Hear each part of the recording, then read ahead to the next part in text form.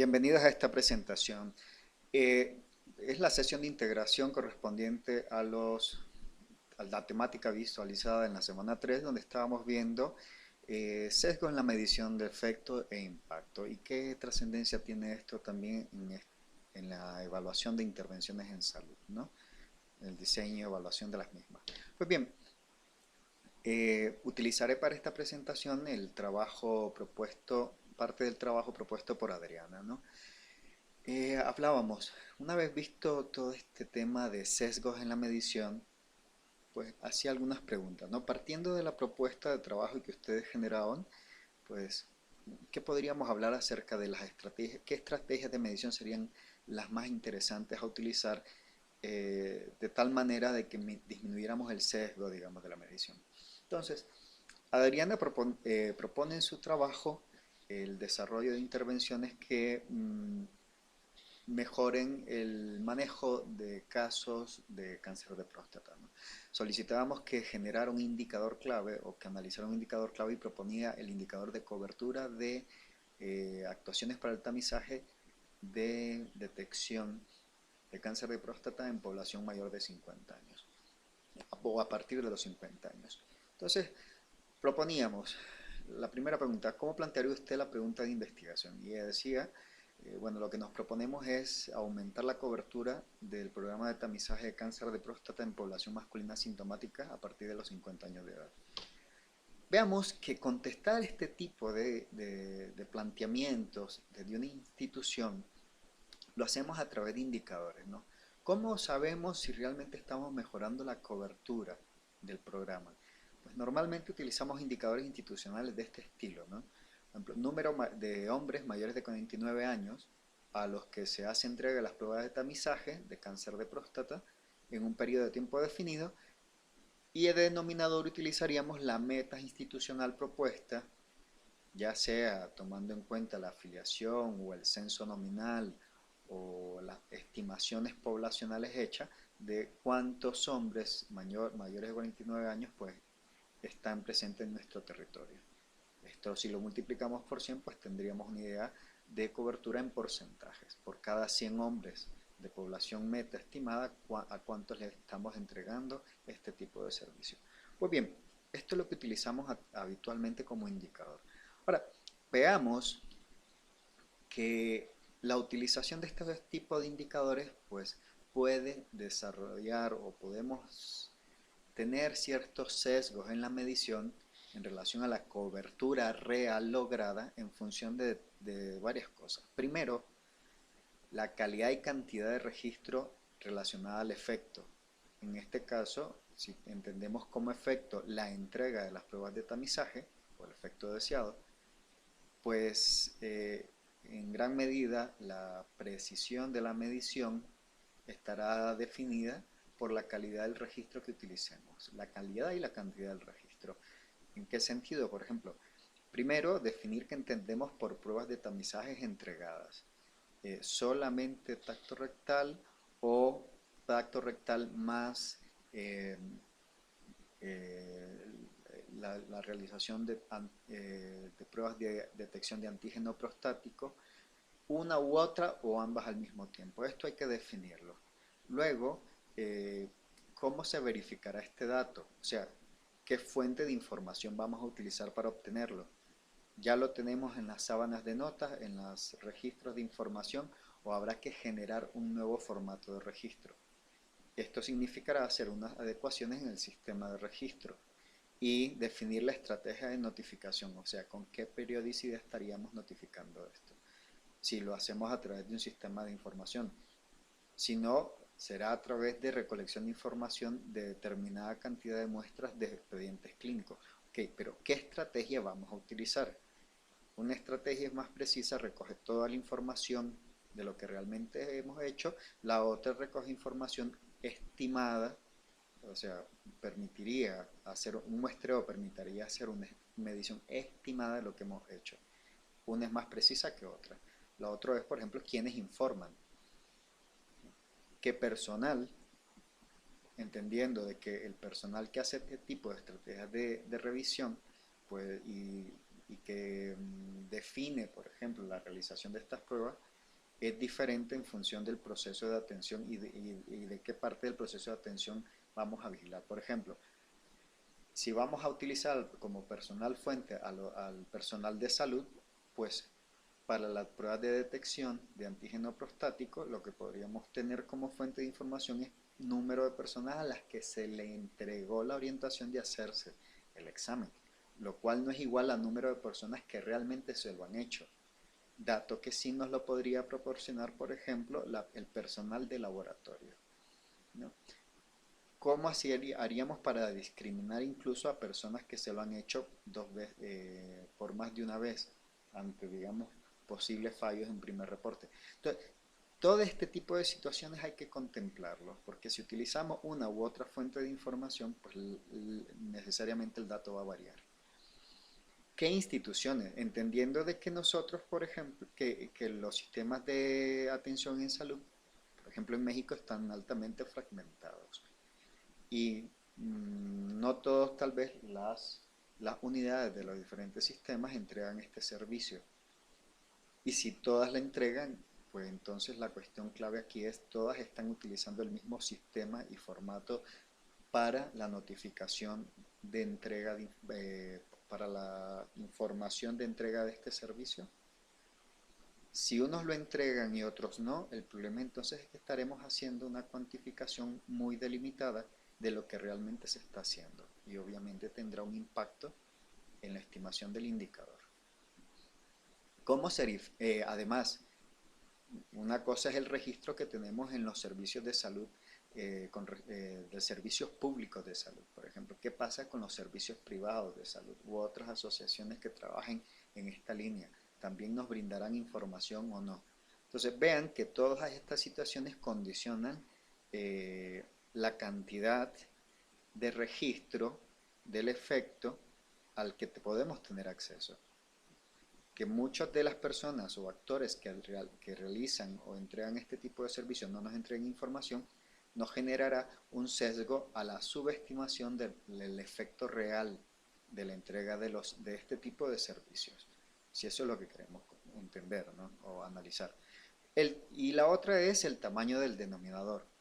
Ok, ¿qué estamos analizando? ¿No? Y hay que definir qué es lo que entendemos por meta institucional. Y aquí hay que hay que tener muchas de estas sutilezas, ¿no? Porque muchas veces en las instituciones de salud nos interesa saber, por ejemplo, qué porcentaje de nuestra población meta es la que realmente estamos entregando este tipo de servicios. Y por ejemplo, esto de población meta muchas veces queda delimitado, por ejemplo, a población que cuenta con determinada característica de filiación. Por ejemplo, cuenta o no con seguro popular, cuenta o no con seguro del IMSS, cuenta o no con seguro ISSSTE.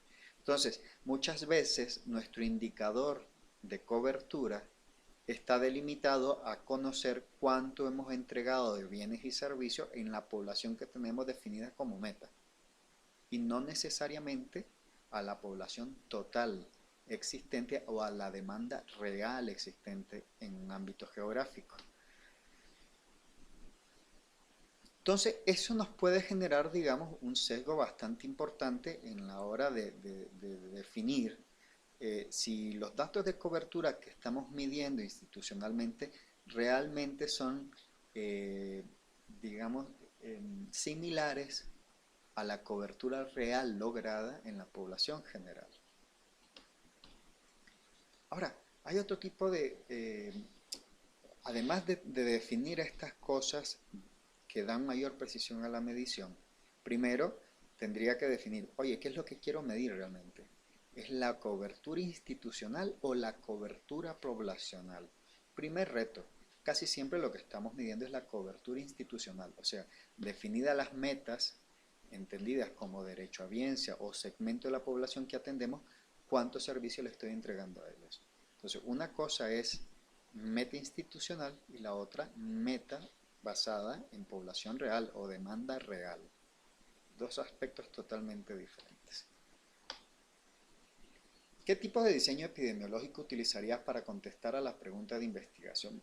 Pues bien, Adriana, yo creo que lo que tú estás proponiendo básicamente es un indicador de efecto institucional. ¿Por qué? Pues hombre, pues tú te debes a una institución y una institución tiene que definir a qué segmento o a qué cantidad de población es a la que va a cubrir y en función de ello pues definir la meta y la cantidad de servicio que debe, que debe programar para cubrir de determinada manera a esta población meta. Entonces, necesariamente, dado a la fragmentación que tienen los servicios de salud en México, pues en gran medida el problema es que si a ti te interesa medir el efecto que se está logrando en la población general, te enfrentas hasta el reto de la fragmentación de los sistemas de información, que es paralela, digamos, a la fragmentación del sistema de salud, de atención en salud. Entonces, es bastante práctico, es bastante fácil medir las coberturas institucionales, pero se nos complica la medición de las coberturas reales, porque esto significaría, digamos, acopiar la información de todos los actores que entregan este tipo de servicios. Ahora, cuando definimos qué tipo de estrategia de medición vamos a utilizar, pues, hombre, hay que ser bastante pragmático en este sentido. Por ejemplo, tradicionalmente hay que sopesar la costo-efectividad de dos tipos de diseño al menos. En este caso, por ejemplo, estudio ecológico versus diseño de estudio transversal o versus otro tipo de diseño que ustedes planteen. Pero siempre que hay que hacer estos análisis de costo-efectividad. Por ejemplo, un estudio ecológico eh, facilita enormemente tener fuentes de información sistematizadas en una unidad por parte de las redes de atención, ya sea hospitalaria o de atención primaria en salud, y que existan formatos de registros que a su vez son susceptibles de informatizarse, pues facilita la recolección periódica de información en nuestros sistemas de registro. Y es posible adecuar los sistemas de registros para medir el dato con alguna periodicidad. Es decir, si actualmente en nuestros formatos de vaciado del SWIBE o del SWIS no contamos con el dato de entrega de pruebas de tamizaje, pues es posible hacer algunas adecuaciones a estos formatos para permitir la recolección periódica de este dato. Entonces, básicamente la estrategia aquí sería adecuar los formatos de recolección de información, mientras que un diseño de estudios transversales implica otra logística. Implicaría la aplicación periódica de encuestas a poblaciones abiertas para medir coberturas logradas, lo cual logísticamente pues, es mucho más caro y más complicado. Diseño de cuestionarios, contratación de personal, aplicación de encuestas, recolección de información, análisis de información, etcétera, etcétera.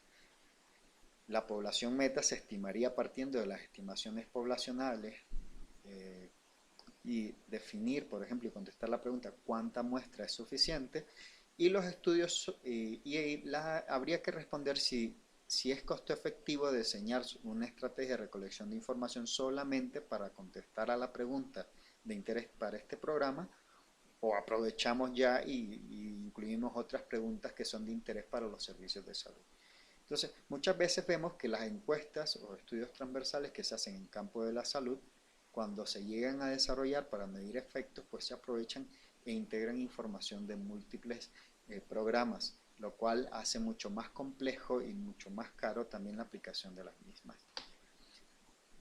Entonces, ¿qué estrategia sería más costo efectiva para medir la meta de este programa? Pues necesariamente sale menos costoso modificar los sistemas, los formatos de recolección y los sistemas de información institucionales para permitir la generación de información para medir el indicador de efecto institucional, es más costo efectivo que diseñar y aplicar periódicamente estudios transversales.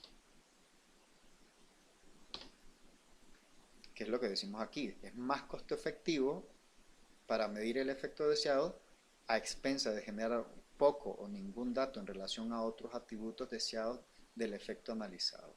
¿Cuál? El diseño de estudio ecológico. ¿A qué me refiero? Pues cuando nosotros hacemos estas adecuaciones de los formatos de registro y los sistematizamos en un sistema de información, habitualmente lo que vamos a estar recogiendo es información en relación a cuánta actividad, cuántos servicios, cuánto producto estoy entregando a los derechohabientes, en este caso a la población meta, ¿no? Pero vean que tradicionalmente estos instrumentos o esta lógica de recolección de información nos dicen muy poco acerca de otros atributos deseados relacionados al efecto. Les decía, las estrategias de medición epidemiológica piden no solamente definir cuánto efecto he tenido, sino además recolectar información acerca de atributos indispensables de este efecto o de este efecto analizado. A veces en epidemiología hablábamos de atributos como cantidad de efecto, gravedad del efecto, intensidad del efecto, etc. En este caso, por ejemplo, cuando estamos hablando de entrega de un bien y servicio, uno de los atributos clave es el de calidad de la entrega. Pues bien, es muy difícil a partir de los formatos institucionales analizar la calidad de la entrega. Aspecto que sí es mucho más probable o mucho más fácil de evaluar a través, por ejemplo, de los diseños de estudios transversales. Pero ¿qué es lo que pasa? Habíamos dicho, son poco costo efectivos o tienen baja costo efectividad para medir el efecto deseado, en el sentido de que sale extremadamente caro utilizarlo para hacer estimaciones, en este caso de cobertura. Pero vean que son muy interesantes para medir atributos del bien o del servicio entregado.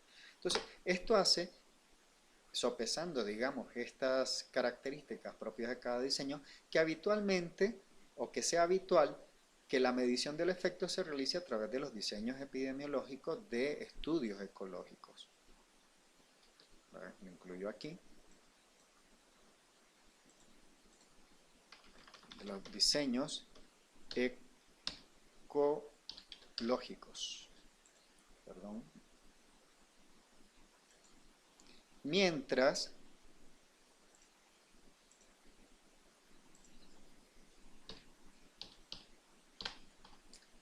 que la caracterización de otros atributos deseables a medir en relación al efecto en la población meta se realice a través de otros tipos de diseños. ¿Como cuál? Por ejemplo, la aplicación de encuestas de satisfacción de usuarios, por ejemplo. Que estos son diseños de estudio de tipo transversal. Entonces, uno para medir específicamente el efecto logrado y el otro lo aplicamos no a toda la población, sino seleccionamos una muestra muy particular de la misma en la cual analizamos estos otros atributos deseables en relación a la entrega de los bienes y servicios, que es la aplicación de encuestas de satisfacción de usuarios, por ejemplo. Y así combinamos estas potencialidades, estas ventajas, y minimizamos también las desventajas de un diseño y otro, combinando el uso de los mismos, pero de forma estratégica, ¿no? Ahora, posibles sesgos a los que nos enfrentamos incurriendo a través de la estrategia de la medición propuesta. Pues hombre, los sesgos estarán relacionados básicamente a las limitaciones de estos sistemas de información. Primero, viendo el indicador, qué es lo que estamos midiendo como población meta, ¿no? Nuestra población meta o estimada, en qué medida se acerca o se relaciona a la población total o real a la cual queremos, digamos, hacer la inferencia de la estimación de este indicador. Y luego, qué relación hay entre la población beneficiada, o sea, a la que le entregamos el bien y servicio, con la población total a la cual se le ha entregado este bien y servicio, entendiendo que muchas veces el registro de entrega no se hace solamente por una institución, sino por múltiples actores. La pregunta aquí es, ¿qué tanta desinformación estoy recolectando? Y esto ya lo habíamos hablado anteriormente. Entonces, estos son aspectos que no siempre son controlados por los sistemas de información actuales, ¿verdad? Nos basamos en la información que nos brindan estos sistemas de información, pero muchas veces no nos ponemos a pensar en las restricciones que generan a la medición este tipo de sistemas de información actualmente. O no nos ponemos a pensar en que realmente mucha de la información que estamos analizando pues tiene gran cantidad de sesgos relacionados a lo que habíamos estado hablando anteriormente. Contamos con registros de entrega de servicios o de atención a la morbilidad o de la mortalidad atendida, pero no siempre este registro se corresponde a la magnitud total del problema.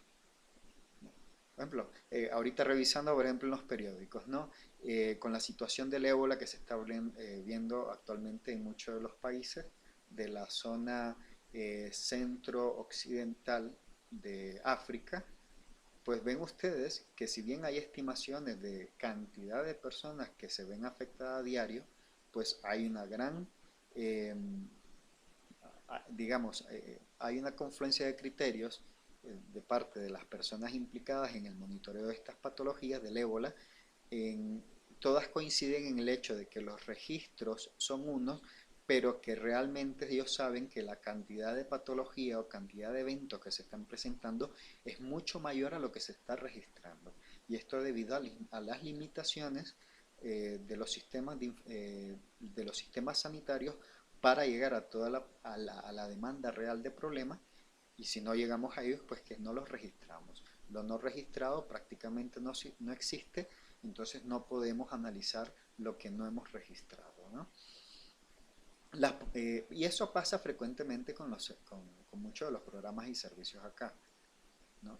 Eh, o sea, si estamos tratando de analizar cobertura real de un programa en la población mexicana, la cuestión es qué sistema de información y de qué sector estoy utilizando. IMSS, ISSSTE, servicios estatales de salud. Realmente en los servicios estatales de salud estamos concentrando toda la información de de todas las actores que entregan servicios de salud del sector público y del sector privado, sí o no, y en función de eso pues podríamos estimar posibles sesgos. Las poblaciones sobre las cuales hacemos las estimaciones muchas veces no es la real. Partimos de estimaciones censales, muchas veces imprecisas, o solamente hacemos las estimaciones en función de una población afiliada, etc. Entonces, las estimaciones o los datos de cobertura siempre hay que saber interpretarlos. ¿A qué estamos haciendo referencia? ¿Realmente son coberturas estatales o son coberturas de un sector en salud, ¿no? Los sistemas de recolección y registro de información no siempre son homogéneos, ¿no? Ya sabemos de muchos programas, por ejemplo, entre instituciones sanitarias, ISSSTE, IMSS, Sedena, Marena, etcétera, que no recogen necesariamente la información de la misma forma. Y esto lo que imposibilita es tratar de la misma forma el dato y generar muchas veces indicadores. Eh, Indicadores homogéneos para todo el sector. Entonces, si esta es la situación, pues vean que es necesario también afinar todos estos sistemas de recolección de información, ¿no? Otra cosa, eh, ¿qué cantidad de las unidades de salud saben realmente qué cantidad de personas atender? He visto muchas veces en los sistemas de salud, en atención primaria sobre todo, desconocimiento de metas de programación. No tanto en los centros de salud, muchas veces en las unidades de atención básica, ¿no? Que ellos reportan entrega de actividades, pero muchas veces desconociendo a qué población realmente estamos tratando de entregar este tipo de servicios. Y por supuesto, eh, no tener realmente esto claro de para qué estoy entregando y por qué es importante registrar este tipo de información, pues genera también problemas, sobre todo si no estoy registrando la cantidad de actividades que estoy desarrollando.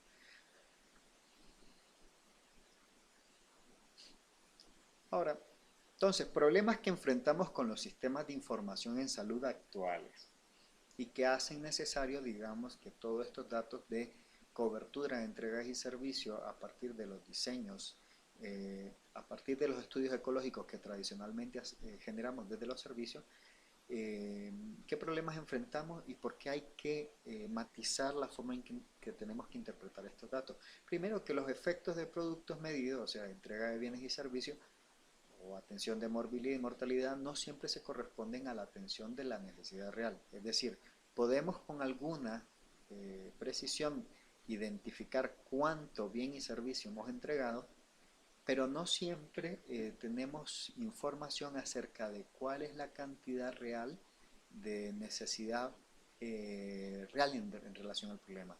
Es decir, cuando hablamos de morbilidad atendida, niños desnutridos que hemos atendido, pues lo que podemos registrar es la cantidad de niños que han tenido contacto con nuestros servicios. Más aún así, la pregunta a responder sería, ¿en qué medida esta cantidad de niños desnutridos atendidos por la unidad es realmente la cantidad total de niños desnutridos existente en la comunidad?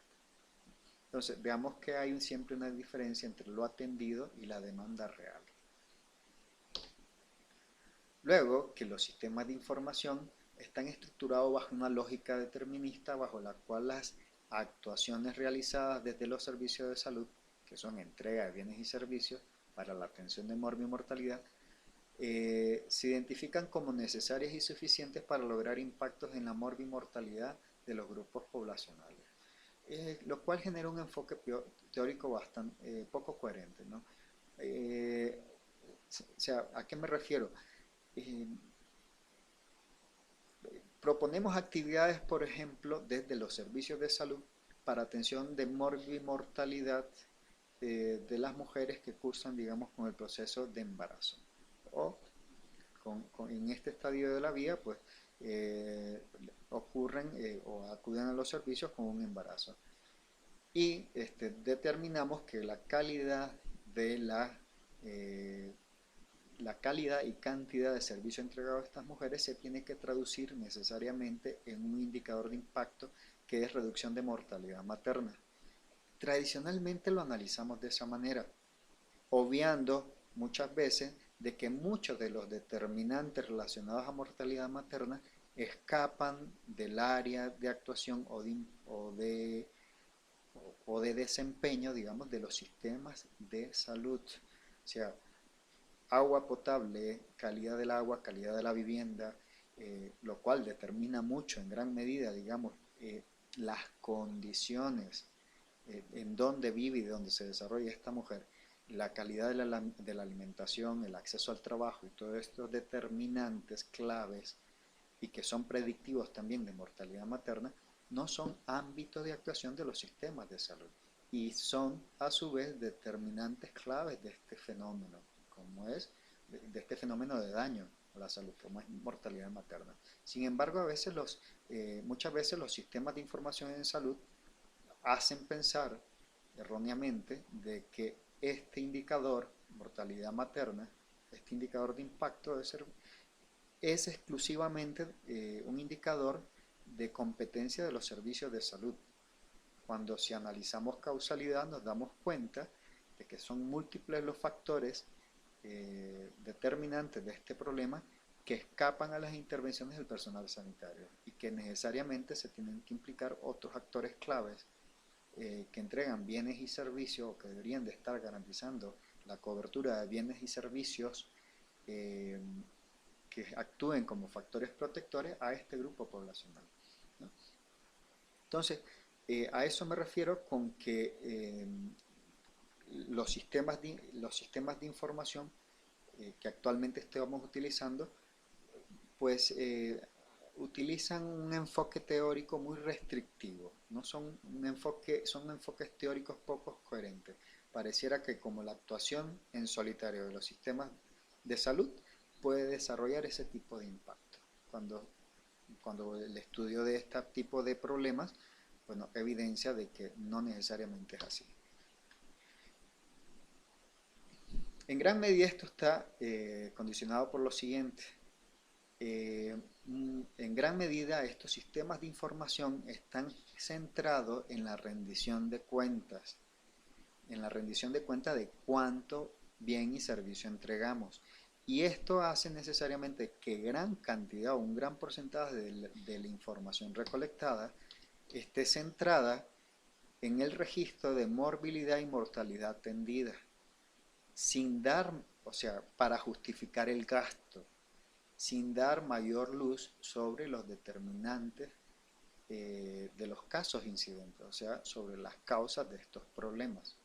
O sea, son sistemas de información, como decía, estructurados básicamente para rendir una ejecución financiera, pero no necesariamente para soportar una lógica de planificación coherente con la teoría relacionada al problema de salud. Es decir, si fueran coherentes con la teoría relacionada al problema, tendríamos que tener dentro de las intervenciones planificadas no solamente actuaciones relacionadas a la atención, al diagnóstico temprano y tratamiento oportuno, no solamente a la limitación del daño y no solamente a la rehabilitación, sino que tendríamos que estar incluyendo indicadores relacionados a esos factores ambientales de la gente, del huésped, o lo que hemos denominado también en el módulo 1, determinantes sociales de la salud, y cómo esos mismos determinantes están generando o de qué manera interactúan para producir mortalidad en mayor cantidad en algunos grupos sociales y en menor cantidad en otros. O sea, en qué medida esos determinantes sociales explican una distribución no equitativa o injusta de la morbilidad y mortalidad dentro de grupos poblacionales. Si tuviéramos la posibilidad de monitorear también determinantes sociales, tendríamos también la posibilidad de generar estrategias que guíen la actuación intersectorial o la actuación social organizada para intervenir sobre esos factores y no solamente, y de esta manera generar estrategias realmente de prevención. Habíamos dicho en el primer módulo, ¿queremos prevenir enfermedad? Bueno, ataquemos factores de riesgo o ataquemos los determinantes sociales. No los atacamos, pues vamos a seguir teniendo morbilidad, vamos a seguir teniendo mortalidad, y lo que nos va a quedar nada más es entonces potenciar el tratamiento, el diagnóstico temprano y la rehabilitación, los servicios de rehabilitación. Pero esto se va a ir incrementando, ¿no? La morbimortalidad es solamente posible de intervenir y de prevenir, más bien solamente es posible de prevenir si atacamos las causas fundamentales. La pregunta es, de los indicadores que actualmente contamos en nuestros sistemas de información, ¿qué porcentaje de esos indicadores son relacionados a las causas? Y veamos que realmente tenemos muchas dolencias en ese sentido. Como les decía, entonces estamos centrados, muchos de los indicadores que actualmente estamos utilizando pues están centrados únicamente en la parte de medir la cantidad de bienes y servicios que estamos entregando, pero bajo una lógica más bien economicista, de control del gasto, más que una lógica basada, digamos, en la teoría de acerca de cómo se producen los problemas de salud. Entonces, las tendencias actuales son necesariamente las de complejizar los sistemas de información en salud. Es decir, cómo mejorar la precisión y la validez del dato en relación, digamos, a cuánta enfermedad realmente es la que existe, cuánta mortalidad es realmente la que existe. Es decir, si sabemos que los sistemas de información que actualmente tenemos tienen algunas restricciones y generan sesgos, pues ¿qué estrategias podemos utilizar para minimizar este sesgo? ¿No? Entonces, para allá van las tendencias.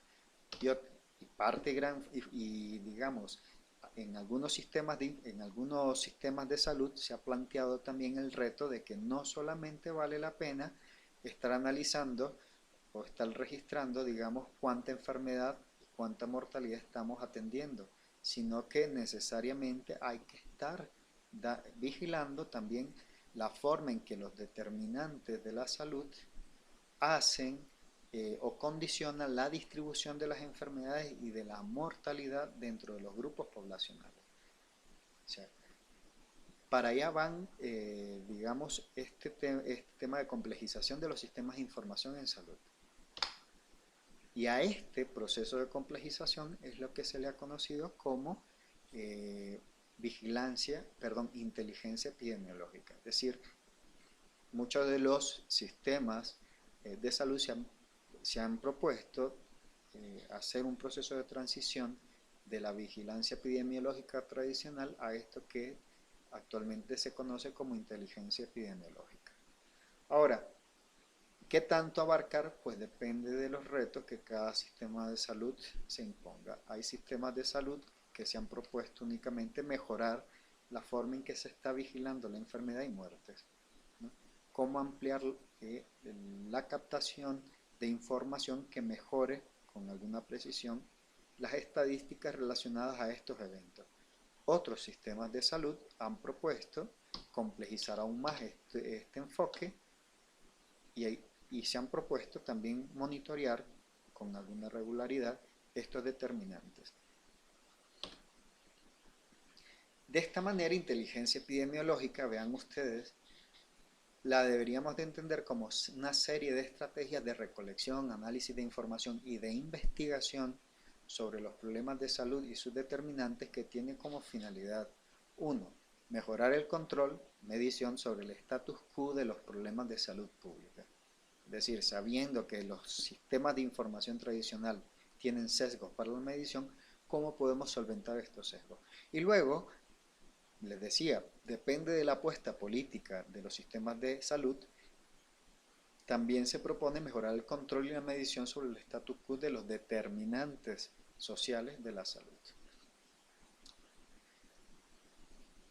Otra de las finalidades es orientar el diseño de políticas públicas en salud, es decir, orientar adecuadamente la respuesta social organizada, entiéndase por esta no solamente la que se genera en los sistemas de salud, sino también en otros sectores relacionadas a la prevención del daño, que es donde es imprescindible la actuación intersectorial, la educación en salud, y aspectos que son únicamente exclusivos de los sistemas de salud, como es la atención del daño y la mitigación de los efectos de los problemas de salud. Pero vean cómo, digamos, por lo menos para la parte de prevención del daño, actuar sobre los determinantes y por tanto monitorizarlos se vuelve fundamental, ¿no? ¿Para qué? Para generar una lógica más coherente de las intervenciones y definir quiénes, qué actores van a intervenir y de qué manera para desarrollar las actuaciones de atención primaria, de prevención primaria, perdón, donde sabemos de antemano, dada la complejidad de los problemas de salud y sus determinantes, que no serán únicas y exclusivas del sector salud. Tienen que incluir la actuación coordinada de otros sectores y debe de haber un financiamiento específico para este tipo de actuaciones, reguladas además por un marco de regulación, es decir, legislación y políticas en salud específicamente destinadas a orientar esta acción intersectorial. Luego, pues guiar también potenciar el desarrollo de actuaciones de diagnóstico temprano, tratamiento oportuno, que estas tradicionalmente las hemos estado haciendo bien desde los sistemas de salud. Y luego, pues la parte de rehabilitación, ¿no? Pero vean que esto genera la necesidad de generar indicadores de los tres aspectos, de los tres niveles de prevención. En rehabilitación terciaria o niveles de prevención terciaria, por ejemplo, indicadores relacionados a la carga de discapacidad en la población, al número de cantidad de años, a cantidad de años perdidos por discapacidad, entre otros tipos de indicadores que son susceptibles de utilizar. Para morbimortalidad, pues tenemos una gran cantidad y somos ricos en indicadores.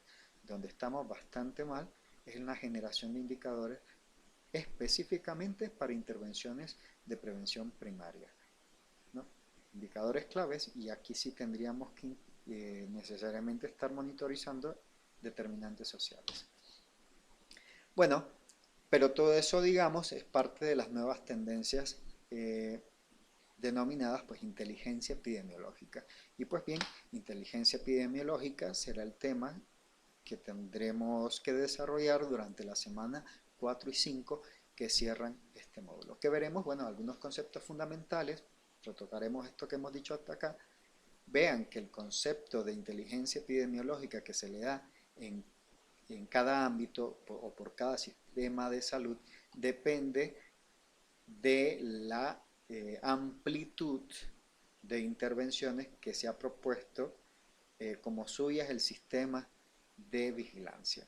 Si solamente vamos a trabajar enfermedades y muerte, pues normalmente la definición de inteligencia epidemiológica estará centrada en estos dos aspectos. Si además incluimos determinantes sociales, pues tendremos una definición de inteligencia epidemiológica pues mucho más compleja. Y veremos, pues destaca aquí la contribución a la construcción de políticas públicas en salud, ¿no? Si tenemos una medición, una mejor medición, menos sesgada de la cantidad de daño o de necesidades en salud, pues la parte de orientación de intervenciones a desarrollar pues se puede planificar potencialmente mucho mejor y la asignación presupuestal será también mucho mejor. Pero además, veamos, dependiendo de la amplitud del concepto de inteligencia epidemiológica empleado, pues también implicará organizar otras estrategias, generar otras políticas de actuación, no solamente centradas en muerte y mortalidad, sino también en otros aspectos, en este caso potencialmente sobre las determinantes sociales. Y esto implica necesariamente trascender a los sistemas de información de productividad y de vigilancia epidemiológica actualmente utilizados. Entonces veremos algunos abordajes epidemiológicos novedosos utilizados actualmente y que son parte del compendio de esto que nosotros llamamos actualmente inteligencia epidemiológica. Pues bien, semana 4 y 5, allá vamos.